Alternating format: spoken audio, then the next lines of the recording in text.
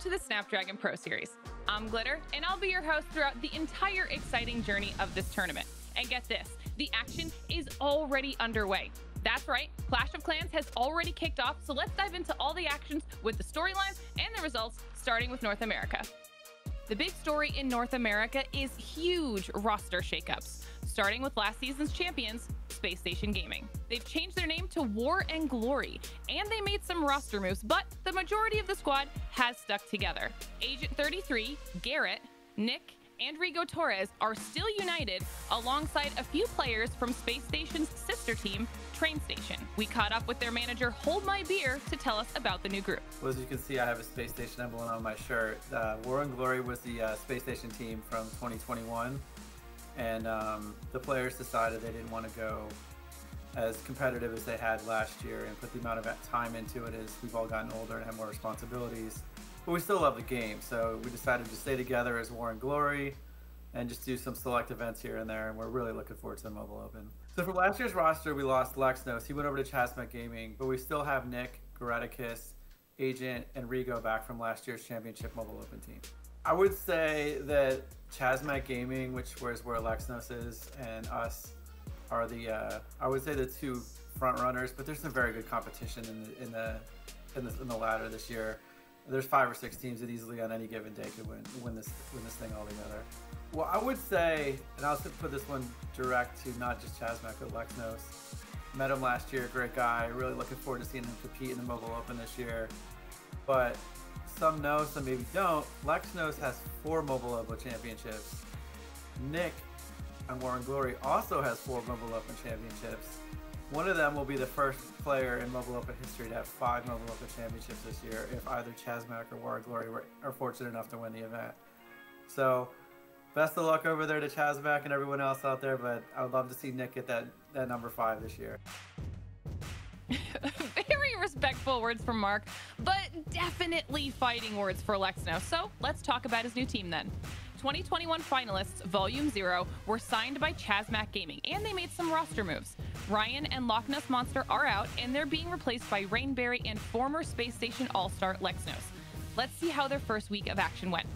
Lexnos, who you'll remember could become the first ever 5-time champion, had an impressive debut with his new squad, scoring multiple 3-star attacks to help propel Chasmac to near the top of the leaderboards.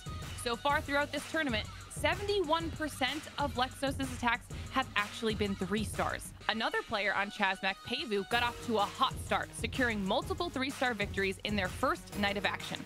Defenders from Ocean Oasis Omega, Slept Through War, and Crash Esports were all helpless against the onslaught. And the big roster changes don't stop there.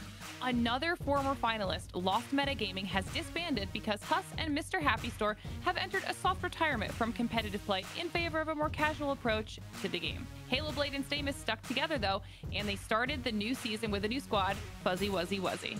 Oh, I love that name. And you know what else I love? The fact that they already faced off against none other than War and Glory, the team that we just finished telling you guys all about. It was a slugfest as the war between these two got underway. Agent 33 came out of the gates with an impressive 3-star attack that he finished in less than 2.5 minutes. A massive push with Inferno Dragons, Balloons, a King, and a Warden proved to be too much for Beck's defenses, and from there, it was just a quick cleanup before he easily finished the attack. Fuzzy wasn't about to go quietly though, as Soham struck back with an even faster 3-star attack of his own. He started the fight in earnest with a Queen, a King, a Warden, and a Log Launcher. 3 consecutive freezes ended up sealing the deal, allowing his bats to clean everything else up. He finished the attack in barely over 2 minutes. They say defense wins championships, and Nick's layout proved too much for Fuzzy's Beck 29 to overcome.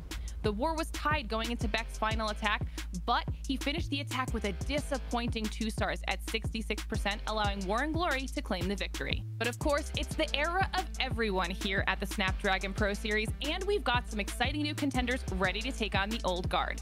Empire Gaming is one such team ready to make their mark.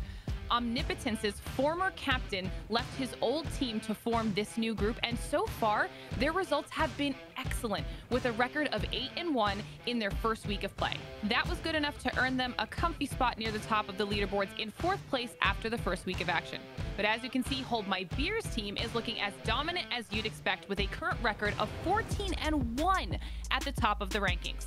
Remember, whichever team finishes the Open ladder in first place will automatically punch their ticket to the Snapdragon Mobile Challenge later this year, skipping the Open Finals altogether. With ranks 2 through 9 advancing to the Open Finals, there are still plenty of other teams that we'll be keeping our eyes on as the ladder progresses.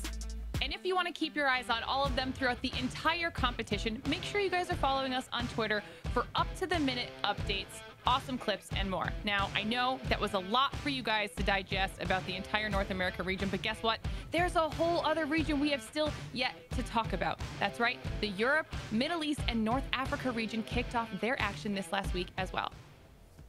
The first week in this region was really all about defining this season's meta, as we saw in Entropy Gaming versus Black Sichon. Bully showed how devastating balloons can be, scoring more than 20% damage in less than 3 seconds. Later, Entropy's Bats attacked Timtown with Super Dragons, a battle blimp of balloons, and a Dragon Rider to devastating effect. This attack also scored 20% damage in a very short period of time. And rounding out the team's effort was team captain Reen, who launched this early rush of dragons, balloons, and a Grand Warden, giving a clutch invincibility buff just moments after an effective breach. Elsewhere in the region, Tompanai Empire also got off to a funny but still effective start, as Black Doritos left one unit stranded in the enemy base. The unit eventually broke free and contributed to the 2-star attack. Later in the match, Tompanai's Jokum took his turn on the attack and laid down an insane amount of damage against Exo Danny's defenses. He secured 2 stars in a matter of seconds on this attack. And Jokum wasn't done there, proving once again that setting up a good defense can't be ignored in Clash of Clans. He managed to stall the attack of Hawk well enough to limit him to only 82% and to ultimately lead his team to victory. Lastly, we'll take a look at Tribe Gaming taking on Backpack Gaming. Balloon swarms are clearly becoming a common occurrence here. Ricky Rez used one to great effect against RIP early in the series. The early season meta also seems to be centered around big balloon, king, warden pushes, as we saw Nebrax use against Shape Robin.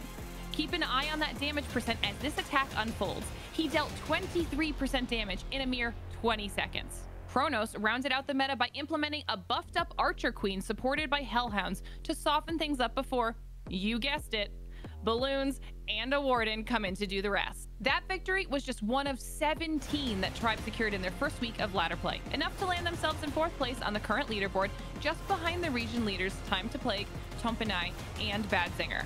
Lots still developing here, but take a look at the difference between 5th and 6th place right now. Entropy Gaming, who we saw the highlight of earlier, is literally just a single point above MS Esports right now. Also, barely more than 100 points separates 1st from 9th. For some context, that difference in North America is nearly 200 points. This region is surely shaping up to be very competitive as the ladder continues. And that, ladies and gentlemen, is your Week 1 Clash of Clans Roundup. I'm Glitter Explosion, and we'll be back next week with more clips, more fun, so we'll see you then.